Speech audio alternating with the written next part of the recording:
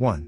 Biblical view. Accusations. 2a. A false allegation can occur as the result of intentional lying, deceit, on the part of the accuser, or unintentionally, by someone who inaccurately, or in error perceives information or events without complete details being known or considered, then jumping to a false conclusion. 2. The amazing lie against Joseph. Genesis 39 New International Version, NIV. 39 Now Joseph had been taken down to Egypt. Potiphar, an Egyptian who was one of Pharaoh's officials, the captain of the guard, bought him from the Ishmaelites who had taken him there. 2. The Lord was with Joseph so that he prospered, and he lived in the house of his Egyptian master. 3. When his master saw that the Lord was with him and that the Lord gave him success in everything he did, 4. Joseph found favor in his eyes and became his attendant. Potiphar put him in charge of his household, and he entrusted to his care everything he owned. 5. From the time he put him in charge of his household and of all that he owned, the Lord blessed the household of the Egyptian because of Joseph. The blessing of the Lord was on everything Potiphar had, both in the house and in the field. 6. So Potiphar left everything he had in Joseph's care. With Joseph in charge, he did not concern himself with anything except the food he ate.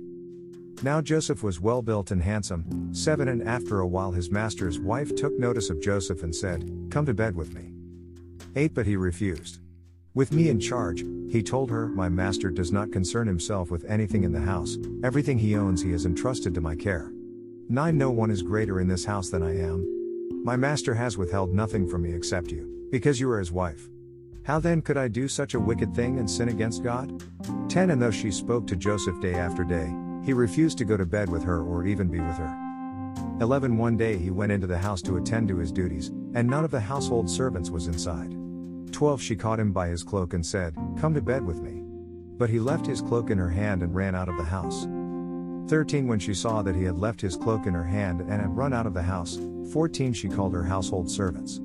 "Look," she said to them, "this Hebrew has been brought to us to make sport of us. He came in here to sleep with me, but I screamed." 15. When he heard me scream for help, he left his cloak beside me and ran out of the house. 16. She kept his cloak beside her until his master came home. 17. Then she told him this story, "That Hebrew slave you brought us came to me to make sport of me." 18. But as soon as I screamed for help, he left his cloak beside me and ran out of the house. 19. When his master heard the story his wife told him, saying, "This is how your slave treated me," he burned with anger. 20. Joseph's master took him and put him in prison, the place where the king's prisoners were confined.